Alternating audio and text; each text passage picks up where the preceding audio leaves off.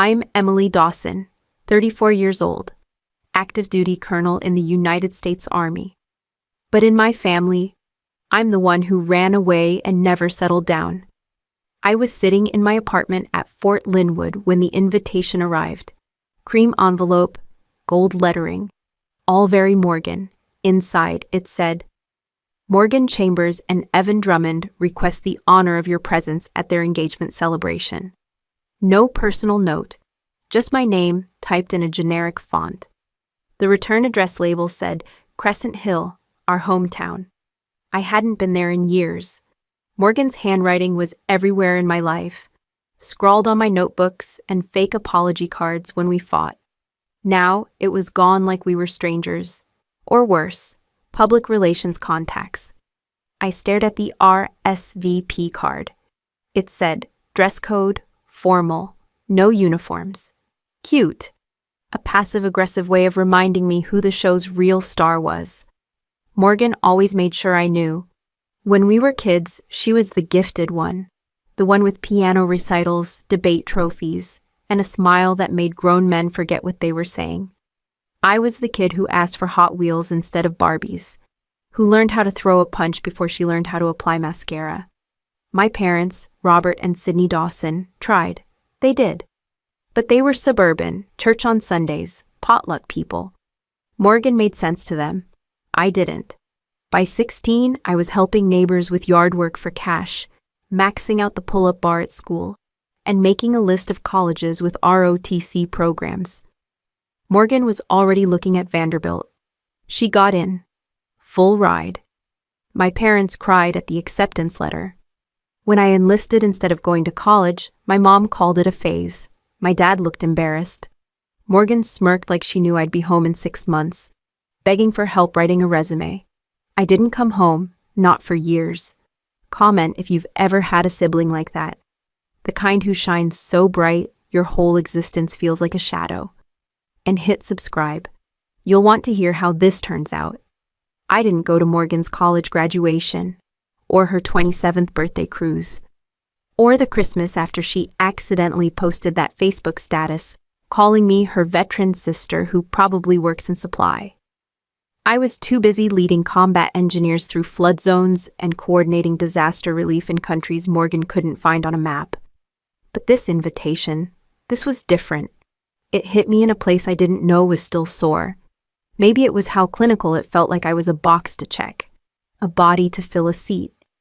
Or maybe I'd spent 15 years earning every stripe, every star on my uniform, only to come home and still be treated like someone who didn't figure things out.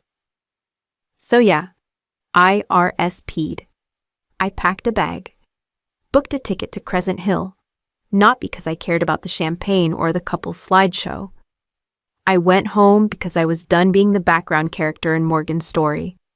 And if she still thought I was just her weird army sister who could have done better with her life, she was in for a surprise. Because the thing about shadows, they always move when the light changes. The second I stepped off the plane, I regretted not renting a car. Crescent Hill's regional airport was barely more than a glorified shack with vending machines. The only taxi in sight had a cracked windshield and a bumper sticker that said, "Retired, not expired." The driver looked retired and expired. He dropped me off at my parents' house around 8 p.m. The porch light was on. Same peeling paint on the steps. Same dying azaleas my mom refused to replace. I stood there with my duffel bag over my shoulder, debating whether to knock or just walk in like I used to. I knocked. Habit from years of not being welcomed. My mom opened the door like she'd been expecting a UPS package. She blinked, then smiled too wide. "Emily, you made it. No dress code violation, I hope," I said, stepping inside. She didn't laugh. The house smelled like lemon polish and forced civility. Framed photos of Morgan were everywhere. College graduation, marketing award. Glamour shots in black and white. One of me in uniform was cropped so tight that you couldn't see the rank or ribbons. That always felt intentional. Dad was in the den watching golf. He waved when I walked in and didn't mute the TV. "Look who's here," he said to no one. "How's the army?" Still standing, I replied. We made it through dinner like three people acting in a play none of us auditioned for. My mom asked if I wanted wine, then poured me a Diet Coke before I answered. She asked if I was still stationed somewhere warm, and if I ever thought about getting out. I said I hadn't decided. That was easier than reminding her I re-upped 2 years ago and was eligible for promotion again in 6 months. When Morgan's name came up, it came up like scripture. The wedding, the dress, the catering, the custom invitations from a boutique called Pressed and Blessed. I listened and nodded as I used to in school when teachers talked about things I already knew. Then Mom asked if I'd mind sleeping in the den, because the guest room was full of centerpieces. Sure, I said. Wouldn't want to disturb the hydrangeas. After dinner, I sat on the back porch while they cleaned up. Same plastic lawn furniture, same rusted wind chimes that made me insane as a teenager. I lit a cigarette, not because I smoke, but because I needed something in my hand that wasn't a clenched fist. That's when Dad came out. You okay? He asked, easing into the chair beside me. Peachy. He nodded like that was good enough. Then he said, You know, your sisters worked really hard for this moment. It'd mean a lot if you didn't make things complicated. I didn't answer, just stared into the backyard, where weeds had conquered whatever was left of Mom's garden. A plastic flamingo lay sideways in the dirt like it gave up trying. He patted my shoulder once and went back inside. A few minutes later, I heard my mom through the kitchen window saying, She looks tired. I hope she doesn't do anything dramatic. And Morgan, on speakerphone. Don't worry, Emily thrives on disappearing. That's what she's good at. I put out the cigarette. No, I wasn't surprised I wasn't in Morgan's engagement post. I wasn't surprised I'd been downgraded to sleeping next to a boxed chocolate fountain and a tablecloth steamer. But somewhere in me, some part I didn't like admitting still existed, was hoping someone, anyone, would be glad I came. That part of me shrank a little more that night, and whatever was left of it, it was getting ready to burn. I woke up to my mother yelling at a box of floral foam. She was in the kitchen, flustered, surrounded by centerpiece kits and unopened crates of glass vases. She muttered something about Morgan's aesthetic and vendors who don't understand luxury.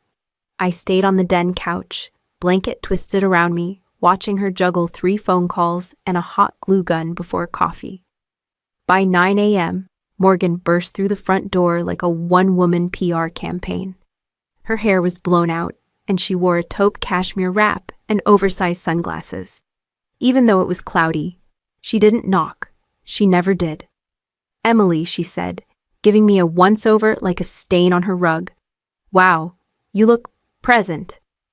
Nice to see you too, I said, standing up. She dropped her leather tote on the dining table, on top of a box labeled Fragile, and kissed Mom's cheek like a politician. I've got a full day. The tent company double-booked. The makeup trial ran late. Evan's parents are flying in, and I haven't eaten anything but almonds since Tuesday. So if we could keep the vibes light, that'd be amazing. I'll do my best to control my military-grade emotions, I said. She ignored that. Or didn't get it. Hard to tell. Mom shot me a look that said, Please, not today. Morgan gave me a rapid-fire list of rules. Where to stand, what not to wear, which table was for press photos only. She said all this while texting, then she looked up and added, Oh, and no uniforms. It's a civilian event. We don't want things to feel aggressive. I raised an eyebrow. Sure, wouldn't want anyone mistaking structure for a threat. She fake laughed. Still got that dark humor, so you. She was already halfway through another message when Evan walked in. Tall, polished, clean-cut. Brooks Brothers catalog model. He seemed genuinely surprised to see me. Extended a hand. You must be Emily. I've heard a lot about you. I shook his hand. Firm measured. His eyes hesitated on mine. All good things, I hope, I said. Without missing a beat, Morgan said, Don't worry, I kept it PG. Everyone laughed like we were all in on some private joke I didn't want to understand. They left for a food tasting at a vineyard called Ridgepoint Terrace. Before heading out, Morgan reminded Mom to text the florist. No baby's breath, no hydrangeas, and no last-minute substitutions. Tell her this is not a Hobby Lobby wedding." Once the door closed behind them, my mom turned to me and said, "She's under a lot of pressure. This is a huge moment." "Yeah," I said, flat. I remember coordinating civilian evacuations in Central America after the landslide. Stressful times. She frowned. "Why do you always have to be like this?" I didn't reply. I didn't need to. That question had been asked since I was 15, and no one ever stuck around long enough to wait for the answer. Dad asked me to help string lights across the backyard in the afternoon. We didn't talk much. He told me about the neighbors, who divorced, got a boat, and bought a generator. He asked once if I still worked with maps and radios. I said, something like that. He nodded as he understood. He didn't. Later that night, I passed the dining room and saw the seating chart on the table. Fancy calligraphy for Morgan and Evan. Neatly printed cards for everyone else. Then I saw mine, scrawled in pencil, half erased, next to the bar. Like an afterthought. Or a spare part. That tracks. I stood there staring at the little name card with smudged graphite and curled corners. My sister had custom menus, curated lighting, and a social media team. I got the bar, and honestly, it said more about my place in this family than any speech ever could. I moved my name card 3 inches to the left, just enough to make someone notice, but not enough to start a war. The next morning started with fake smiles and coffee that tasted like regret. Morgan was already dressed as if she were about to be interviewed by a bridal blogger. Flowy silk pants, dewy makeup, gold necklace with the letter M. She called it effortless. It screamed curated. Evan showed up 20 minutes late. His hair wasn't combed right, his shirt buttoned wrong, and it was like he had a late night or an identity crisis in the parking lot. Still, he looked like money. That's Morgan's type. Clean, quiet, unshakable. "Sorry I'm late," he muttered, setting his phone screen down like it held secrets. Traffic from Lakehurst was a nightmare. I looked up. Lakehurst. 3 years ago, I'd run a joint logistics drill there. 120 personnel. Helicopters, medical tents, satellite uplinks. I'd signed off on his unit's debrief myself. He said it like it was a beach resort. Morgan looped her arm through his. "Babe, we've got 12 hours to finalize the playlist. I don't want ironic dancing. No Macarena. No TikTok garbage. If someone starts line dancing, I'll light the tent on fire." He gave her a weak smile, then looked over her head. At me. "Colonel Dawson," he said softly.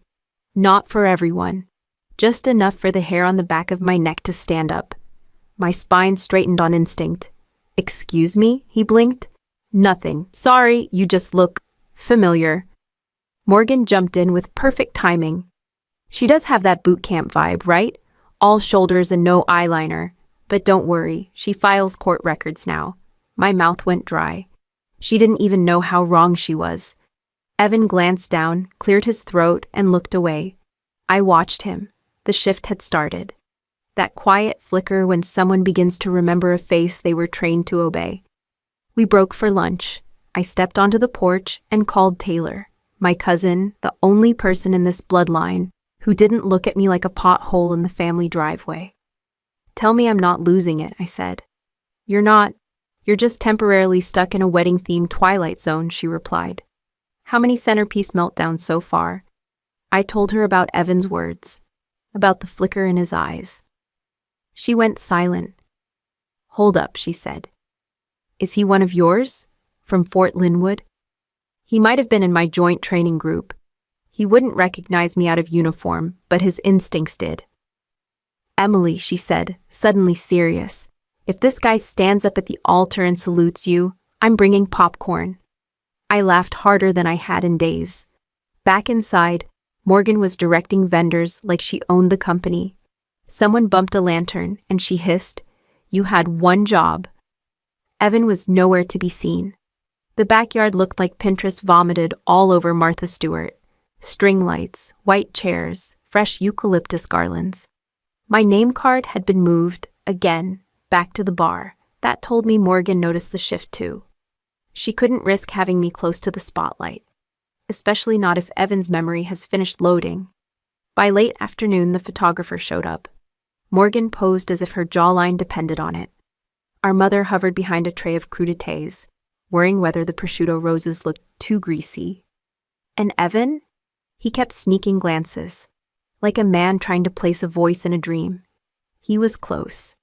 One more nudge, and everything she'd built, her narrative, curated image, and perfect fiancé, would tremble. I didn't need to say a word.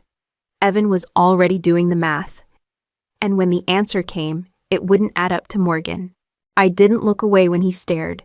If he were trying to place me, I'd let him feel the pressure. By the time the rehearsal dinner started, Evan had stopped pretending not to look. I caught him watching me from across the patio more times than I could count. Not in a flirty way. It's not even suspicious.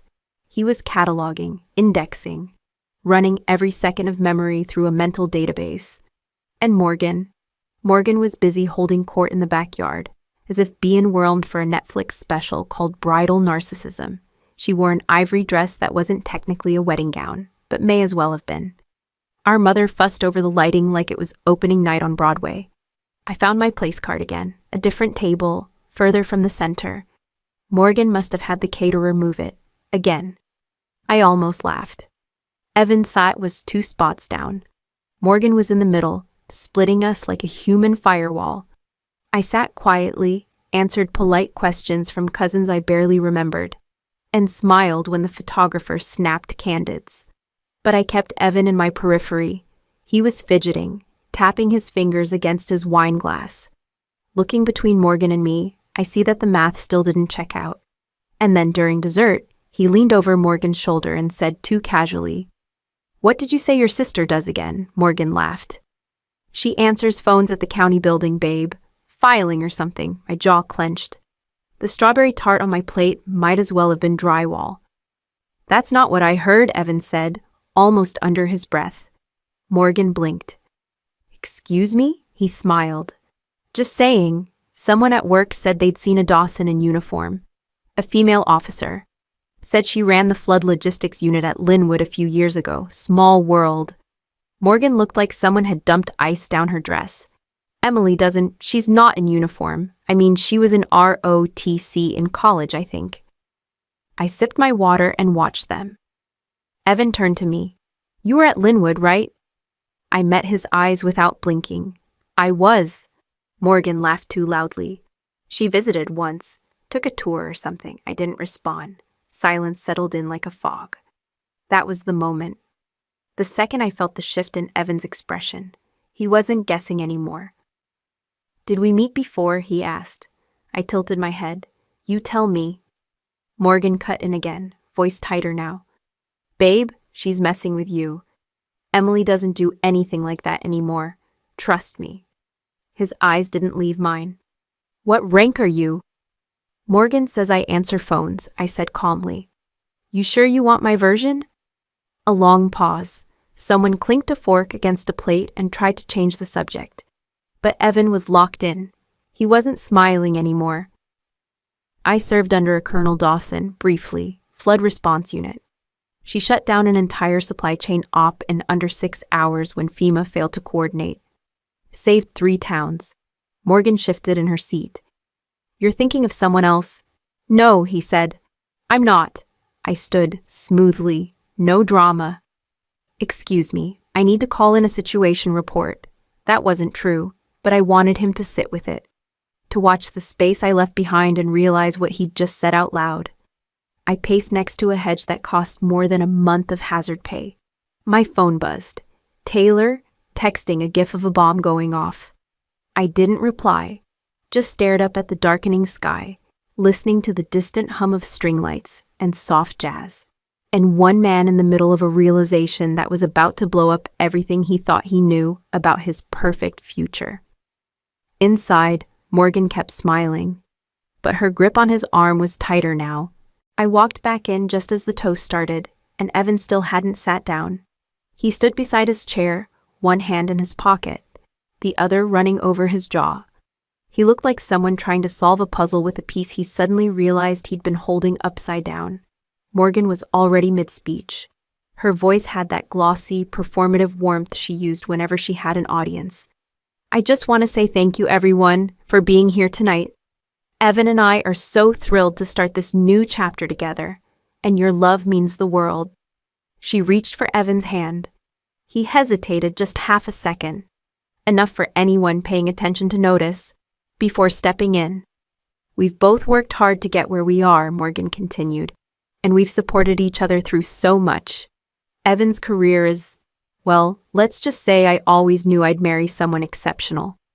Polite laughter rolled through the tent. I stood near a bucket of melted ice and flat lemonade, unseen.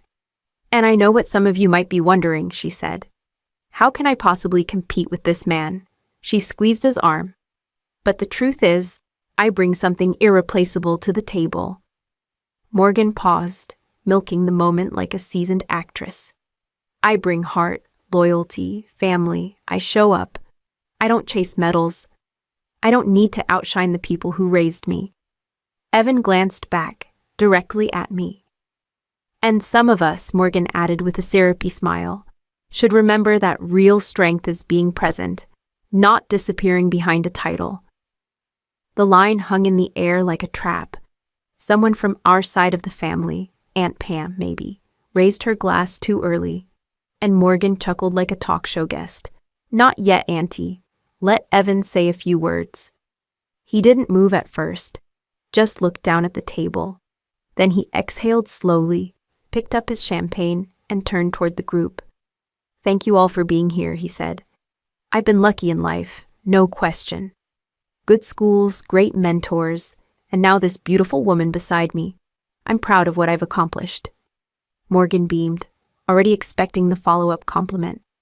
But tonight, he continued, I was reminded there's more than one kind of success. She blinked. He didn't look at her. There's the kind that fits on a business card, he said. And then there's the kind earned quietly, without an audience, through decisions no one else could make. He raised his glass and looked directly at me. To Colonel Emily Dawson, he said clearly. Dead silence. Someone dropped a fork. A child coughed. Morgan's smile cracked like old plaster. What are you talking about? Evan didn't look away. You didn't tell them? I said nothing. Morgan laughed, sharp and shrill. You can't be serious. I served under her, Evan said. Flood Response Unit, Linwood. She led the whole op. Saved 3 towns in 72 hours. I didn't recognize her out of uniform. She's not, Morgan sputtered. She's not a colonel. I looked at her. You never asked. Our father's voice sliced through the hush. Emily, I turned slightly. Yes, Dad. I've been active duty for 12 years. Promoted last spring. I didn't think it mattered here. Whispers buzzed like insects. Morgan's eyes were wide, blinking too fast. She opened her mouth, but nothing came out. And then Evan, hands still raised, turned back to the room and said it. Salute, Colonel. No sarcasm. No drama. Just quiet. Earned respect. It landed like a shot across the bow. For the first time in her life, Morgan had nothing to say. I didn't flinch when Morgan turned to me like she was ready to lunge across the cake table. Her eyes were wild, not just shocked, furious. Her voice cracked as she barked, What is this? Some kind of stunt? I stood my ground. It's the truth. You said I've been hiding in the background? Maybe you just never looked. Don't do this here, she hissed. Not tonight. You did this, Evan cut in, his voice tight. You stood up and tore her down in front of everyone. I just said her title. I didn't ask for this, I added, steady. I didn't even want to come tonight. I knew how this would go. Then why are you here? She snapped. I met her eyes. Because Mom asked. Because Dad texted 3 times. Because no matter how many times you cut me down, part of me still thinks this family might see me for who I am. Our mother stood now, pale and trembling. Emily, we didn't know. Exactly, I said. You never asked. You never even wondered why I was never free on federal holidays. Why I moved so often. Why I had a lockbox instead of a closet. My father looked like he'd been gut-punched. Colonel, I gave a slight nod. Active duty, infantry, logistics, and now JAG. I command personnel, coordinate crisis response, and fun fact, I've been to more war zones than wedding receptions. Laughter, short and bitter, escaped from Morgan. Well, congratulations. You got your standing ovation. Must feel great. I felt every eye on me, but I answered her anyway. Actually, it feels exhausting. Morgan turned on Evan. You knew this? Not until tonight, he said flatly. But now a lot makes sense. She played you, she snapped. She used this to humiliate me. You're letting her win. No one's winning here, Evan said, but only one person's been competing. That made her blink. She reeled back half a step like she hadn't expected anyone, especially not him, to say it out loud. Uncle Brad coughed awkwardly. Well, Emily, that's impressive. Really, I didn't realize. You weren't supposed to, I said. I made sure of that. Every holiday I dressed down. Every question I dodged. Because I knew this family only had room for one star. Morgan crossed her arms. Oh, please. Like I've never had to work for anything. You haven't, I said. You've had to perform, but not work, not carry bodies out of flood zones, not stand between soldiers and suicide. Gasps. Grandma dropped her napkin. That's not fair, Morgan muttered.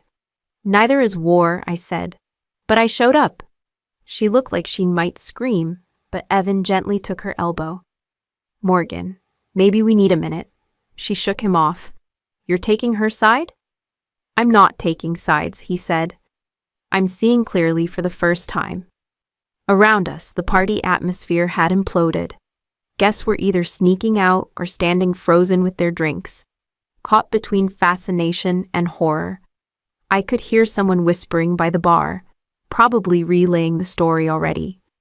Our mother stepped closer. Emily, I wish you'd told us. I looked at her. I wish you'd asked. My father cleared his throat. You're a judge too. No, I said. That's another Emily. I'm just a colonel. And I've got a flight to DC in the morning, so I'd appreciate it if we could wrap this circus up. Morgan threw her champagne down. The glass didn't shatter. It bounced off the turf. Anticlimactic and ridiculous. Classic, I said under my breath. She spun toward me. You think you're better than us now? I think I survived things you don't even believe in, I said. And that has nothing to do with being better. Just different. Different, she scoffed. Right. Evan gave her a long, unreadable look. Maybe it's time we all accept that. And Morgan, for once, didn't have a snappy comeback. I turned away from Morgan and walked straight to the patio's edge, needing air more than victory. My hands were steady, but my chest was tight. The crowd behind me had thinned. The conversation now reduced to scattered murmurs and clinking glasses. Nobody was toasting anymore. Good. It didn't feel like anything worth celebrating. I stood near the hedges, staring at the dark lawn. The air smelled like roses and overcooked shrimp. Someone's kid was crying inside the house. Probably wanted cake. That made two of us. A shuffle behind me broke the quiet. I didn't turn. Emily, Evan's voice, lower, calmer, still, shaken. I sighed. You don't have to say anything. This isn't your problem. Well, he said, it's a little late for that. I finally looked at him. His tie was crooked now. He'd loosened it since the explosion. Smart move. She's spiraling, he added. You probably guessed. I've seen actual spirals, I said. This is just tantrum energy. He cracked a small smile. Doesn't make it easier to stand in the blast radius. I glanced over his shoulder. Through the glass door, Morgan was pacing with a drink in one hand and her phone in the other. She is probably texting her therapist. Or her PR guy. She always preferred optics to truth. Are you okay? He asked. His voice a little more personal now. I shrugged. Define okay. You looked surgical in there. Cold. That wasn't cold, I said. That was years of bite-my-tongue discipline snapping in half. He nodded slowly. I don't blame you. A moment passed before I said, But you still want to marry her? He didn't answer right away. I don't know, he said honestly. That version of her? Number the one who laughs at brunch and cries over dog commercials? Maybe. Depends which one comes back. You sure one ever left? I asked, genuinely curious. He ran a hand over his jaw. You've had a long time to build a case against her. I didn't deny it. I kept my mouth shut for years, but don't mistake that for forgiveness. It was silence, not peace. Evan nodded again. I didn't know she had a sister until 6 months into dating her. Sounds about right. She called you military admin the first time she mentioned you.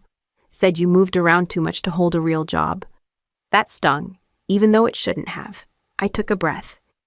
You know how many combat deployments I've been on? No. 3. Iraq, Syria, then Ukraine with NATO logistics. That job she thought was mail clerk stuff? That was medevac operations. He let out a low whistle. Yeah, I said. But sure, I was the one with no ambition. He leaned on the stone wall beside me, silent for a while. Why didn't you tell anyone? Because I knew exactly how she'd react, I said. And part of me hoped if I just stayed quiet, maybe one day she'd ask. Actually ask. And she never did. She never saw past the story she made up. Just then, the door opened. Our dad stepped out, tie loosened, face like he'd aged 10 years since dessert. Hey, Em, I turned halfway. Hey. He walked toward us slowly. You heading out? Thinking about it, he nodded, looking at his shoes. I owe you an apology. I waited. We failed you, not because we meant to, but because we didn't pay attention. That landed harder than I expected. He wasn't the emotional type. I used to joke about how easy you were, low maintenance, didn't cause trouble.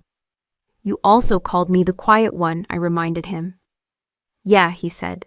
Turns out quiet doesn't mean content. I didn't respond. Your mother's inside crying, he added.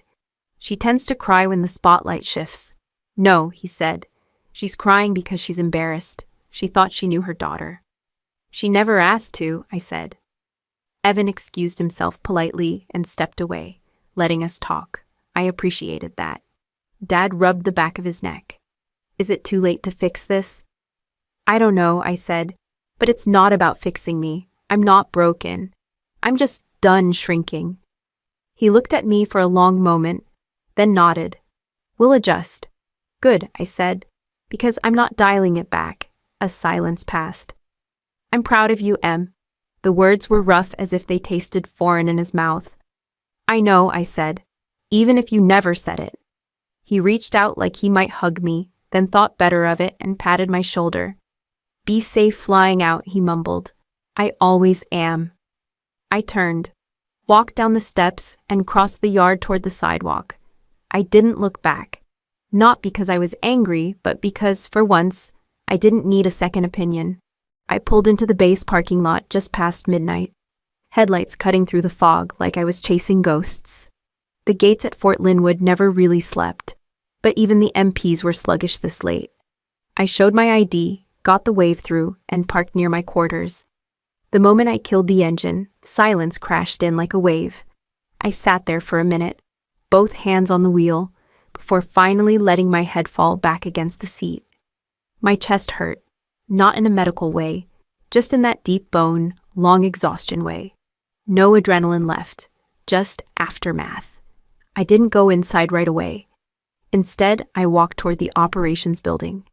It was technically closed, but I had access, and I needed the familiar hum of fluorescent lights more than I needed sleep. Inside, the place was dead quiet. The tactical boards were dark, and the coffee maker was still half full from yesterday's shift.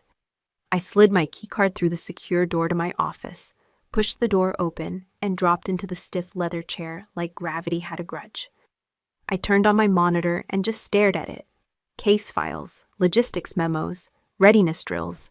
It all felt distant, not irrelevant, just small. After the chaos at Morgan's party, even military bureaucracy felt like a kind of mercy. I rubbed my eyes. I hadn't planned to stay in uniform this long, but part of me didn't want to change out.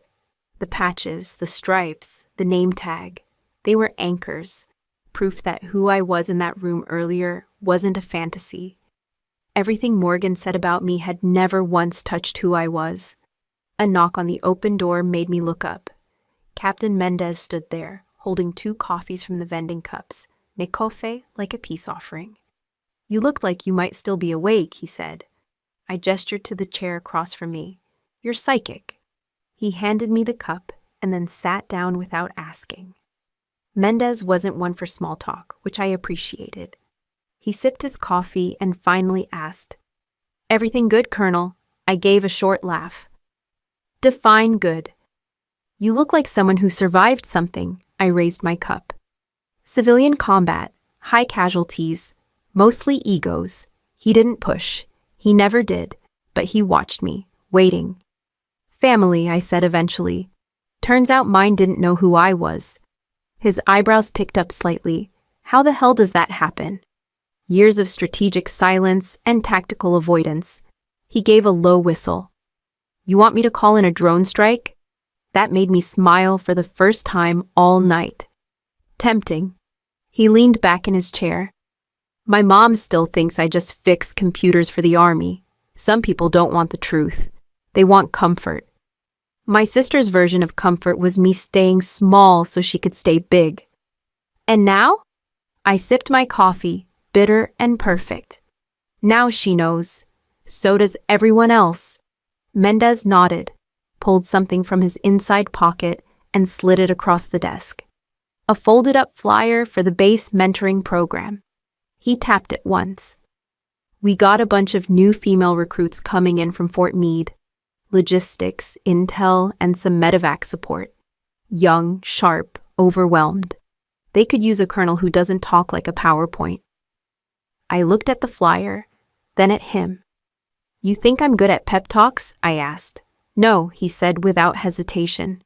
"But you've lived what they're walking into. That matters more." I pocketed the paper. "I'll think about it." Mendez stood. "You don't have to fix everything overnight, Colonel. Just show up. That's usually enough." The silence settled again as he left, but it felt less heavy. I turned back to my monitor and pulled up the Westlake case. Civilian contractor theft and international logistics violations were nothing I couldn't handle. I scanned the docket and noticed the defense attorney assigned. Evan had filed a motion to dismiss last week. Of course he did. I highlighted the note and set it for Monday's review. No special treatment, no recusal. I could separate personal from professional. That's why they trusted me with a gavel in the first place. By the time I got home, it was almost 3 a.m. I stripped off the uniform like it was a second skin I'd outgrown and climbed into the shower. The water was too hot. I didn't care. I needed the heat to burn away everything sticky and lingering. When I got out, the mirror was fogged over. I wiped it with my hand and stared at my reflection. Bare-faced, hair wet, eyes tired but clear. Not a judge, not a sister, just me. My phone buzzed. A text from Morgan. "Can we talk soon?" Just us. No emojis, no punctuation fluff. Just human. I didn't reply right away. I just stared at it, letting the water drip from my hair, the tile cold under my feet, wondering if maybe, just maybe, that text wasn't the start of another battle. Maybe it was the white flag, and maybe, for once, I was ready to meet her without armor. I set my phone down on the counter, grabbed a towel, and decided I wouldn't answer her until I knew what I wanted to say, if anything at all. By morning, the message still sat unread. I made coffee, stared out the window, and let the silence do its job. It was Saturday, which meant no hearings, no staff briefings, and no one expecting me to be anything but alone. I sat cross-legged on my couch, flipping through an old army journal I used to scribble in during deployment, back when the world felt louder and simpler at the same time. A knock at the door made me flinch. 3 short taps, like someone hesitant but impatient. When I opened it, I didn't expect to see Morgan. She wasn't dressed for confrontation. No makeup, just a hoodie and jeans, their hair twisted up like she barely looked in the mirror before leaving the house. She had a paper coffee cup in one hand and a small box in the other. Her eyes looked like she hadn't slept. "I wasn't sure you'd answer," she said quietly. "I wasn't sure I would either." She handed me the coffee. "Still take it black." I nodded and stepped aside to let her in. She paused before entering like the space might bite her. Then she crossed the threshold like she was walking into court without counsel. I shut the door behind her. She set the box down on my counter. "I brought you something from Mom's attic." I opened it and saw a stack of old photo albums, dust-smudged and crooked. Baby pictures, birthday parties, graduation cards. One from my commissioning ceremony I hadn't even remembered existed. "I didn't know she kept all this," I murmured. "Neither did I. I was looking for something to distract myself from, well, everything." I ran a hand over the top album. "So what's this? An olive branch?" "No," she said, honest. "It's proof I remember, too." I didn't reply.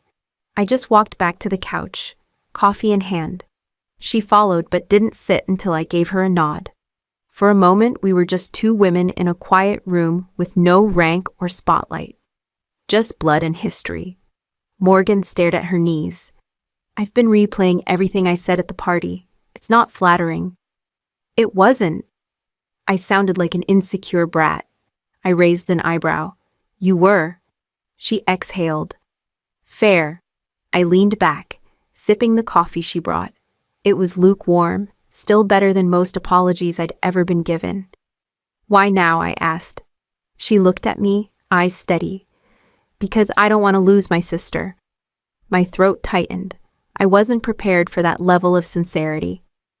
"And Nathan?" I asked. She hesitated. "He's staying with his brother for a while. Says he needs space." "Do you love him?" "Yes, but maybe not the way I thought I did. I think I loved what he represented more than who he really is." I nodded. "That's honest." "I'm trying." I turned toward her. "So what do you want from me, Morgan?" Really, she didn't blink. "A chance to earn back your respect. You're not entitled to it just because we share DNA." "I know." She reached into her hoodie pocket and pulled out a crumpled envelope. "Dad wrote this after the party.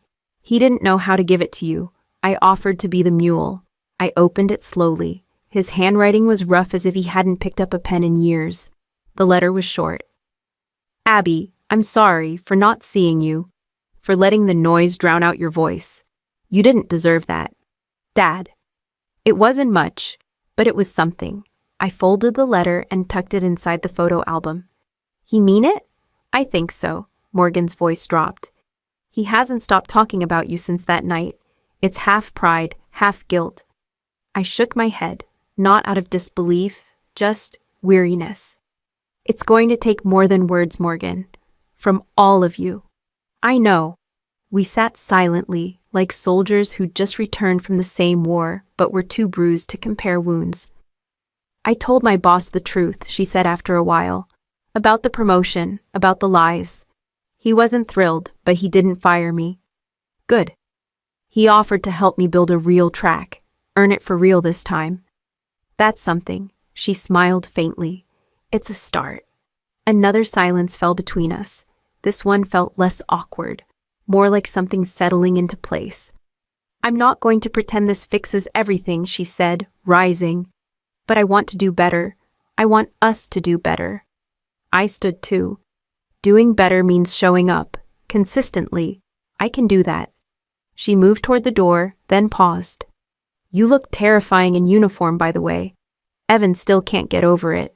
Keeps calling you ma'am even in his sleep." I laughed finally. "Tell him I accept his surrender." Morgan gave me one last look, half hope, half shame, and walked out. I didn't watch her go. I just stood there, coffee in hand, heart a little lighter than the day before. I grabbed the envelope again that night, reread Dad's handwriting in the glow of the kitchen light, and felt something shift in my chest. Something I hadn't let myself feel since basic training. It was Sunday when I finally agreed to dinner. Not a birthday, not a holiday, just dinner, like normal families did. Though we weren't exactly that. The last time I'd sat at my parents' table, someone was comparing me to a damn office assistant, and raising a toast to knowing your place. So yeah, my expectations were in the basement. Mom opened the door before I even knocked. She looked smaller than I remembered, as if the apology had shrunk her bones. Her smile was tentative, the kind of smile someone wears when rehearsing it all day. "You look beautiful, sweetheart." "Still military enough to make a grown man sit up straight," I said, stepping inside. Dad was already at the table, fidgeting with silverware, like it might rearrange the tension in the air. He stood when he saw me but didn't come in for a hug. That weirdly felt like progress. "I made roast chicken," Mom said. "And your favorite salad. No olives." I nodded. "Thanks." We mainly ate in silence at first. The clink of forks and the fridge's hum were louder than anyone's voice. It felt like a courtroom where no one wanted to be the first to speak. Finally, Dad cleared his throat. "Your mother and we've been talking." That much was obvious. They looked like two kids caught sneaking out after curfew. "We know we screwed up," he said. "We didn't see what you were becoming. And that's on us." I didn't say anything. Let them sweat a little longer. Mom jumped in. "We always thought you didn't need the praise. That you were so self-sufficient. You didn't need what Morgan did." "That's how you justified ignoring it," I said flatly. Her lips tightened. "Yes." Dad set his fork down. "I'm sorry, Abigail. Truly. I didn't know you were carrying all that weight by yourself." "I was in Kandahar when Morgan got promoted to assistant marketing manager," I said. "You threw her a barbecue. I got dust storms and sporadic Wi-Fi." They winced. "I'm not mad about the celebration," I continued. "I'm mad you never thought I deserved one." Mom's eyes watered. "I don't know how to fix that." "You don't," I said. "You just start acting like you see me now." Silence. Then Dad looked up. "We'd like to come to court one day. Sit in the back. Just see you work." That one hit me. Hard. "Fine," I said. But no whispering or gum chewing. I run a tight room. Dad smiled at that. Wouldn't expect anything less. We cleared the table like civilized adults, and as I rinsed plates, Mom touched my shoulder gently. "Your grandfather was a military man, you know." "I know." "He'd have been proud." I gave a tired smile. He was the only one who called me Colonel even before I got my commission. "I remember that," she whispered. "I just wish I'd said it first." I didn't answer. When I got home, I didn't cry. I didn't throw anything. I just sat on the couch and let myself breathe like someone finally allowed me to take up space. Monday came with its usual weight. Briefings, hearings, a full docket of overconfident attorneys, hoping I was in a lenient mood. I wasn't, but I was focused. Halfway through the morning, I caught sight of Morgan in the hallway outside my chambers. She looked out of place, like someone visiting an old high school. Familiar halls, unfamiliar purpose. "Didn't expect to see you here," I said, stepping out. "I had a meeting 2 floors down," she said, then hesitated. "Thought I'd stop by." "You picked a hell of a time. I've got a break at noon if you want to sit in the gallery for a few minutes." She lit up, surprised. "Yeah, I'd like that." "Courtroom 2. You remember how to behave?" She smirked. "No chewing gum, Your Honor?" "Exactly."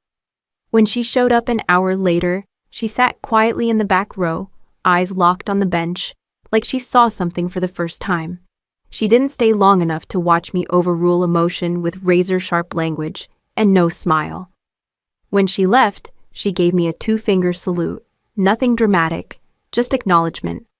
That night, a text came through. "You're terrifying on the bench. I'm proud of you. For real, this time." I stared at the message for a long time.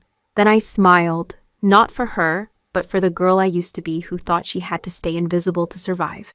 I put my phone down, leaned back onto the couch, and for the first time in years, let myself feel what real validation tasted like. Quiet, earned, and mine alone. That calm didn't last. The next day, I got a text from Mom. Short, cold. "Dinner at 6. Come early. No, please." "No, how are you?" Just a demand dressed up as an invitation. My gut told me this wasn't about reconciliation. It was a summons. I showed up in uniform. Not out of pride, just clarity.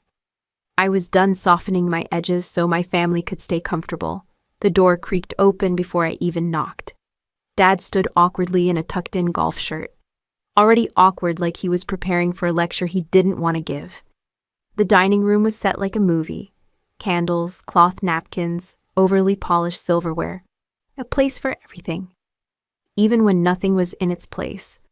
Mom hovered by the kitchen island, stirring something that didn't need stirring.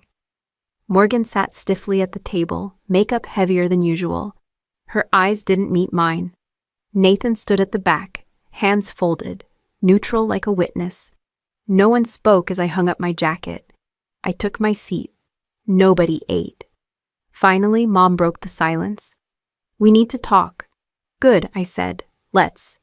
She looked startled that I didn't resist, that I didn't play the role of quiet, agreeable Emily. Dad cleared his throat. "We've had a lot to think about since the party."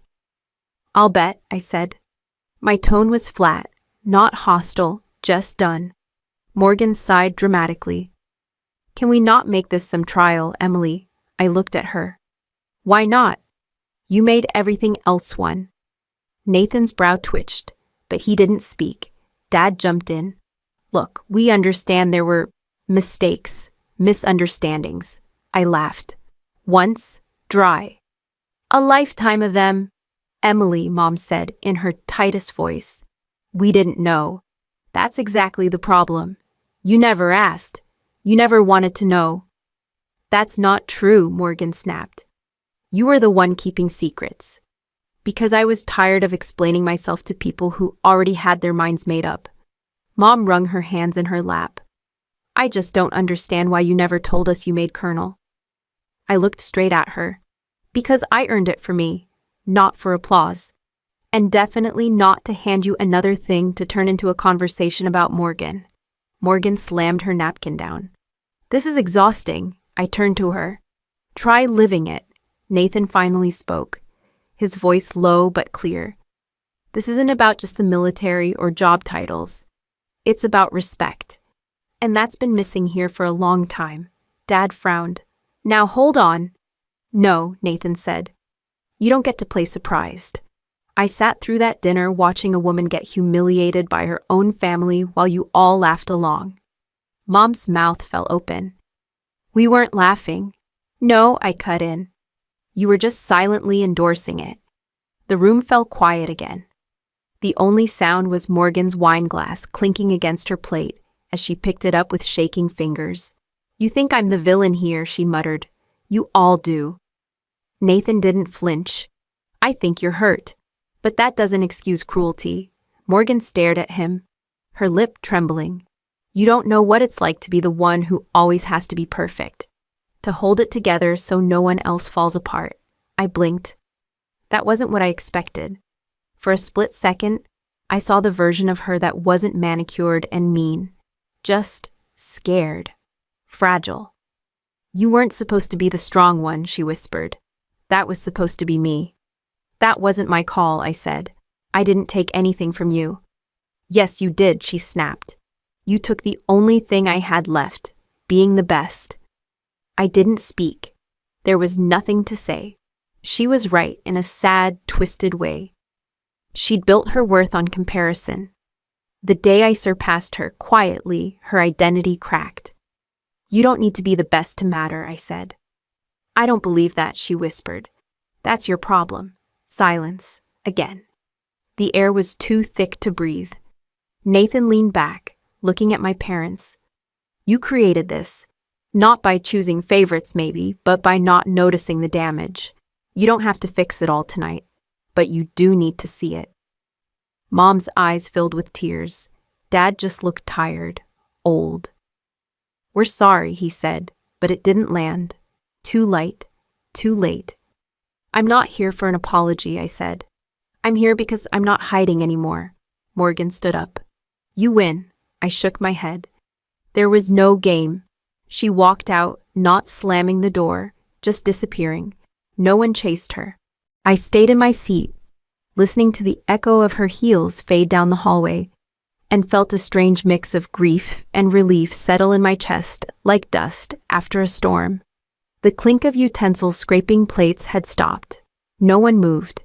My mother stared at the centerpiece like it might rearrange her thoughts. My father was still holding his glass of wine in midair as the conversation had physically frozen him. Only Nathan spoke, and even he did it softly. "She didn't expect that to happen tonight." I didn't answer. I wasn't sure anyone expected tonight to go any differently, either. This had been simmering since we were teenagers, maybe longer. What boiled over was overdue. "She needs time," my mom added without looking at anyone. "She's had 30 years, I replied. And the words came out flatter than I meant. "We all have." Nathan looked toward the door Hannah had just stormed through. He stood up.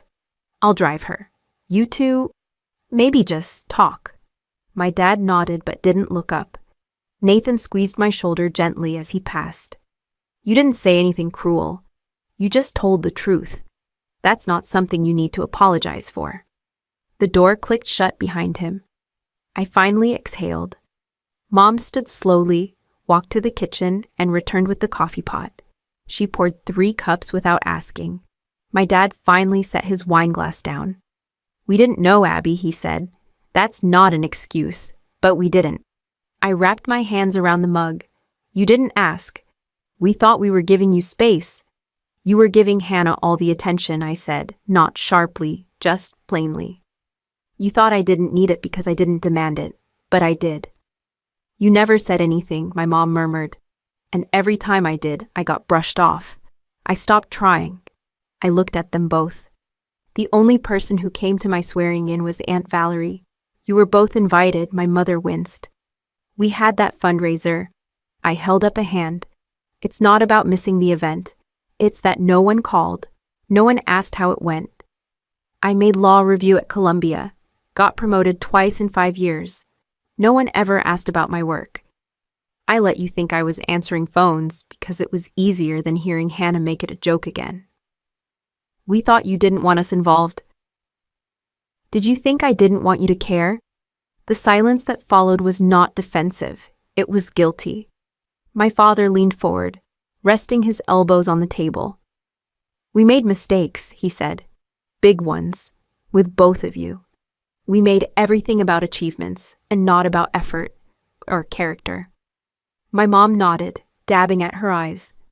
"And we let Hannah's loudness drown out your quiet. That's on us." I took a sip of coffee. "I don't need apologies.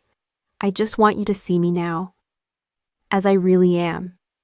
"We do," Dad said quietly. "We do now." I didn't answer. I wasn't ready to let that in yet, but I didn't push it away either. 2 days later, I got a text from Hannah. Just 3 words. "I'm in therapy." It was the first time in years she'd said something without a dig, a deflection, or a brag. I stared at it long before replying. "Good." That Sunday, Mom invited us both over for dinner again.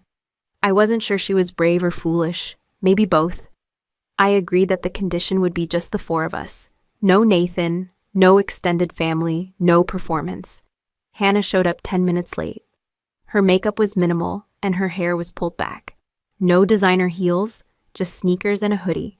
She didn't look defeated, just stripped down. She sat across from me and didn't say anything until after dinner. "I've lied about a lot," she said, breaking the silence. "My job, my titles, even some of the campaigns I said I ran, I didn't." I nodded once, no judgment, just listening. "I always needed to feel like I was ahead of you, because I thought I was supposed to be." Her eyes didn't dart or blink. "And when I wasn't, I didn't know who I was." "I know the feeling," I admitted. "I spent most of my 20s trying to prove I wasn't just your quiet little sister. Then I spent my 30s hiding the proof." "Why?" "Because I thought you'd take it from me, or ruin it, or worse, pretend it didn't matter." She looked down. "I probably would have." We sat in silence for a beat. Then she said it, clear and steady. "I'm proud of you, Emily." It didn't sound forced. It wasn't for show. And it knocked something loose in me that had been locked up since high school. I nodded. "Thanks." "I don't know if we can be close again," she added. "But I want to stop being enemies." I don't need a best friend. I just need a sister who doesn't need me to shrink. She met my eyes and smiled, just barely. Deal. Mom brought out the pie like it was peacemaking armor. Dad poured decaf like we were signing a treaty, but it didn't feel fake for the first time in our lives. Just quiet, just real. We talked about nothing much the rest of the night, weather, the Celtics. My dad's new obsession with woodworking. Normal stuff. The kind of normal we'd never had growing up. Not even close. I left before anyone else, letting the calm linger. No hugs, no promises. Just a nod from Hannah and a silent moment of something between respect and relief. On the drive home, I rolled the windows down. The cool air wasn't just lovely, it felt earned. Everything finally made sense, even if none of it was perfect. And that was enough. I let the wind hit my face at every red light, not because I needed the air, but because for once, I didn't want to rush the quiet. The Matthews family hadn't been in one place since the engagement party, but here we were, my parents' anniversary dinner, the four of us under one roof again. My dad grilled steaks with too much enthusiasm, like smoke, and meat could cover the tension. My mom nervously rearranged the salad 4 times. Nathan brought a bottle of wine he knew they couldn't afford but figured it might help. I showed up 5 minutes early. Not because I wanted to be polite, but because I didn't want to walk into a room buzzing with whatever narrative had formed in my absence. Hannah opened the door, no makeup, hair tied up. She was wearing flats and a plain cardigan as if trying not to be looked at. I didn't comment. I just nodded, handed her a bottle of something dry, and stepped inside. Dinner was tense but civil. Nathan was the buffer. He kept asking my dad about baseball and let my mom talk about her garden. Hannah passed me the salt without making a face. It was progress. When we finished eating, my mom brought out an old photo album, one of those leather-bound ones with sleeves stretched from being overstuffed. She flipped to a page with a picture of me at age 11 in an Army cadet uniform, all stiff shoulders and serious eyes. "You always look like you belong there," she said, smiling like she hadn't ignored that photo for the past 2 decades. I nodded, not trusting myself to speak. My dad cleared his throat. "Abby," he started, "we owe you a real apology, and not the polite, vague kind, the kind where we actually say what we did wrong." I didn't interrupt. I just waited. "We treated you like background noise," he continued, "even when you were doing incredible things. That's not on Hannah, that's on us." Mom squeezed his hand, then added, "I think I got too used to Hannah being loud. I forgot that quiet doesn't mean less." I finally said something. "You didn't just forget. You made it a rule." Nathan sat quietly, letting the weight hang in the air. Hannah didn't rush to defend them. That part surprised me. Instead, she looked down at her lap, fingers tightening around her napkin. "I used to think I had to be the star," she said softly. "Like if I wasn't winning, I didn't matter. So when you started succeeding in ways I couldn't compete with, I needed to believe you were still small." I stared at her, unsure whether to be angry or grateful. "You could have just asked me who I was," I said. "Instead, you decided for me." She nodded. "I did, and I'm sorry." Nathan reached across the table and touched her arm. Not possessively, just steady. She glanced at him, then back at me. "He almost left," she admitted. "Not because you're a judge, because of how I acted when I found out." "He told me," I replied. "I'm glad he stayed. You needed someone who wouldn't let you dodge the mirror." She smiled faintly, the edges softening in a way I hadn't seen since we were kids. "Turns out the mirror's brutal." "So is the bench," I said. "I've had to sentence people I knew since childhood. I've watched lives fall apart from a distance of 10 feet. Nathan looked at me. "And still, you've stayed fair." "I've stayed quiet," I corrected. "That's not always the same thing." The room grew silent again, but it wasn't hostile this time. It was the quiet that comes when everyone's tired of pretending they're fine.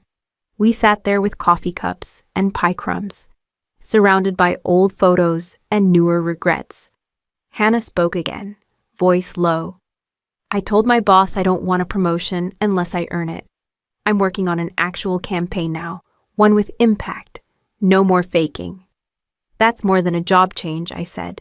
That's a personality shift. I figured if my sister could take the hard road, I should stop pretending I'm already at the destination. I almost laughed. Almost. Welcome to the long way around. She held my eyes for a moment. I'm proud of you, Abby. I didn't say it back, not because I wasn't, but because I knew she needed to say it more than I needed to hear it.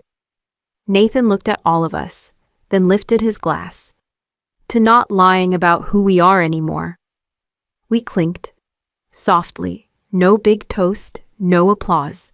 Just four flawed people trying to let go of old stories. As I helped clear the table, my mom touched my shoulder. Your courtroom's on the news again. That ruling you gave, it's being cited by 2 other judges. I smiled. Yeah, I heard. She looked at me like she was seeing me for the first time. You've done good, Abby. Really good. I'm just getting started, I said, stacking plates. Quiet doesn't mean weak. Never did. I used to think silence was just the absence of noise. Now I know it can be a choice. Not everything needs to be said to be real. Not every wound needs to be open to be understood. And not every truth needs to be loud to carry weight. I don't need to prove anything anymore, not to her, them, or even myself. I just need to live in the space I've earned, quietly, fully, and without apology. If stories like this hit close to home, family revenge, sibling rivalry, or just the messy truth behind family stories, subscribe.